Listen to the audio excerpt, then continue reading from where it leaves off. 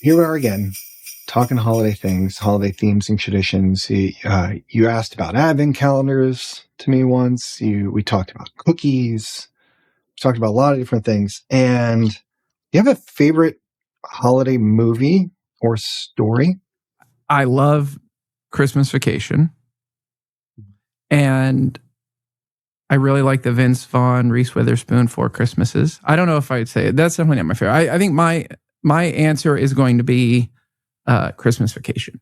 There are so many good movies. Like I've got a whole just stack of movies that we pull out only during this time and start going we start holiday movies with Planes, Trains, and Automobiles. And then, we get into the more Christmas movies afterwards. You're right. Four Christmases is great. I really like Bad Moms Christmas. Yes. It's hilarious. It's yep. really good. But I'm a classic, a Christmas Story. Shoot Your Eye Out, all that. Just that movie brings me joy every time I watch it. And A Christmas Story, Christmas is good, but A Christmas Story is always the one I will go back to time and time again. It will be on my TV at least once, if not multiple times this season, for sure. I have a couple traditions that'll be on my TV. One is on Christmas Day, the 8-hour video on YouTube of Nick Offerman slowly sipping Lagavulin Scotch in front of a roaring fire will be on. Send that to me. I got to. Yep. Okay. It's I think at this point like 12 or 13 years old. Christmas Story, Christmas Vacation. A Thanksgiving movie for me, my best Thanksgiving movie without question is Dutch. Ed O'Neill in Dutch. It is a Thanksgiving movie. I will fight anyone who says it is not, but it is more of like a road trip on Thanksgiving, kind of like a Planes, Trains, and Automobiles was. And fun fact, I am sitting today just a couple hours south of the Christmas Story house. And you could drive up there and tour it and drive by, and they always do a light thing. And every year I say I'm going to, and every year to this day I have not. Maybe this will be the year. It can be fun looking behind the curtain. It can help you love something more, and sometimes you just don't need it, right?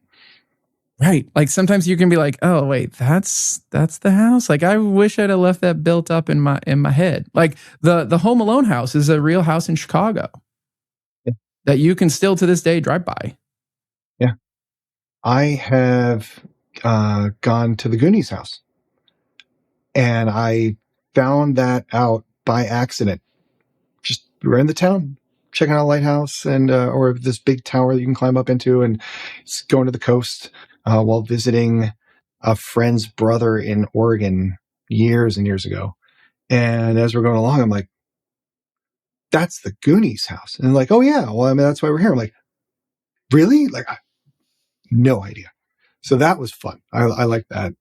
And it brought a whole new spin on that world and what it was like. So that was cool. But I think if I seeked it out, I'd be like, cool, there's the house. Moving on. So, Jim, a thought came to my mind about spinning a Christmas movie a little bit. What if we brought it into our realm? And so what is the story behind how the Grinch stole the Scrum team? I would interpret that as how did some process group suck the soul out of agility, suck the soul out of teamwork, collaboration. So I guess the Grinch is in my head is a big project manager with a clipboard and a Gantt chart and a 161-step list of audit requirements.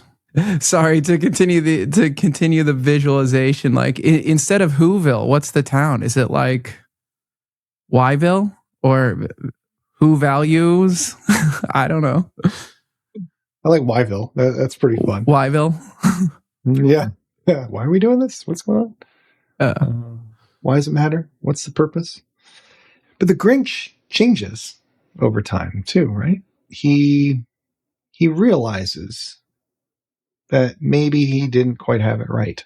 And so maybe there's hope for this project manager that just wants to rain down tasks and efficiency upon all of us.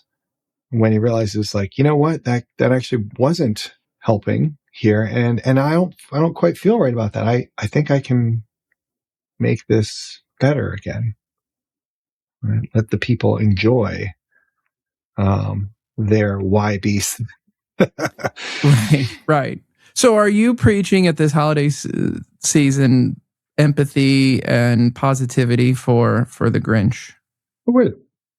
I think that Grinches may be a little alone, and they're feeling kind of isolated, and they see this great connectivity. And whether it's in your workspace or in your personal life, you might have people that are feeling the same way. Maybe you do. And you could be a Grinch and take it out and try to ruin a lot of other people's lives. Or maybe you see the Grinch and you just got to invite him to dinner and say, like, hey, it's okay. We can get here too. So I probably preach that any time of year. But the analogy kind of hits, I think, right now. Yeah. I think a lot of stories like this, we all remember the big green Grinch, or, maybe not we all, but many people do. But you forget the evolution. You forget the growth. You forget the end. One of the things I've been doing recently is a lot of the people that I work with, and even the ones that work for me, we are all guilty, no matter our level of training or our role or how long we've been doing this, to fall into the same traps others do of, disliking the Grinch because they're a Grinch and the person instead of what they're doing, and understanding that some of the people that frustrate us every week are just doing the things they need to do to pay their bills. And we can be upset at their behavior or the actions or what they're being told to do, but many of them, it's, they'd rather be doing something else. So I do try and sometimes be the voice of, yeah, like I'm annoyed by that too, but that person is just doing what they're here to do. They're doing just what they're paid to do. And my frustration is not founded on the person. It's on, I disagree with them, with anybody being told to do that. I will give you the counterpoint, though, which is to quote the great Michael Scott from Dunder Mifflin to Toby, I hate all the things that you choose to be. And I think there are some Grinches out there who love being a Grinch. And they do enjoy the sadistic parts of maybe being a Grinch. That's their choice. Right. It's what brings them joy. And we all have a choice on how we interact with them, right? Including not. Maybe it's time to leave that Grinch behind and go somewhere else, right? And just because all they want to do is just be, sadistic. And if they don't have anyone to feed off of, well, they'll go somewhere else, or maybe they'll change. Who knows? Maybe they're just trying to get through the day. Maybe they've got they're going to leave here and they have to go cook a whole meal and then bring it to a family member or somebody who's just less fortunate or disabled and can't get out right now. So they're trying to be a friend. We don't know what's going on, and we can ask them, and maybe that's still too much for a time. They're clearly busy, and it can annoy you. But that's a choice you get to make. You get to choose to be annoyed. You get to choose to let it roll off your back. Right, like water on a duck's feathers, right? Isn't that the phrase? I think water off a duck's back or feathers. Yeah, I think that's the phrase. Combine them in a weird way. I meet every once in a while when it on a regular basis with a client, and they have a sign behind them that says, I think it says, "Be a goldfish" or "Be more like a goldfish." Goldfish are kind of known to have like no memories and seeing each day as a new opportunity. And I think that's a good. It's a good way of kind of not letting stuff grow and fester and being able to do that. It's not a super healthy way to live your life in all aspects, but I do think I usually use the phrase "be more like a golden retriever." Like I am to me, golden retrievers are the best breed of dogs in the world. And some of the derivatives, I have a golden doodle right now, but one of the things that I learned from growing up with a couple golden retrievers is they had a very short memory. They were always optimistic. They were like goldfish. If they were mistreated, which I never mistreated them, but every dog owner has done at least a couple things that they regret over the years. Like, I wish I wouldn't have punished them for that. I wish I wouldn't have done this or that. They don't seem to hold it against you. Now, other animals do. And over a Other prolonged dogs period, do. other dogs do. And I'm sure golden retrievers can as well with like long-term abuse. But my point is, don't punish yourself forever if you're working with a golden retriever, because likely they've forgiven you and moved on. And yeah, let yourself off the hook too when you screw up. Own it, deal with it, try and change. Tomorrow's a new day.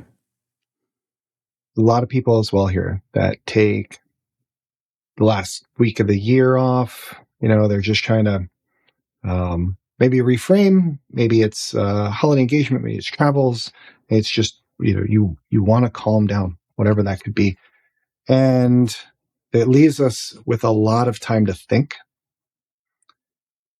And so with what you just said, puts in my mind, try not to think and dwell on the stuff that maybe has already changed and you just didn't know it because you stopped engaging here and you started engaging only in here and only inside of your own head. So take that time to give yourself that bit of grace. Maybe look at it from a different angle. Let it go for a little while. See if it's still there when it comes back. And if it is, well, now you know it's time that you can go and take some action. You can go and choose to do something else.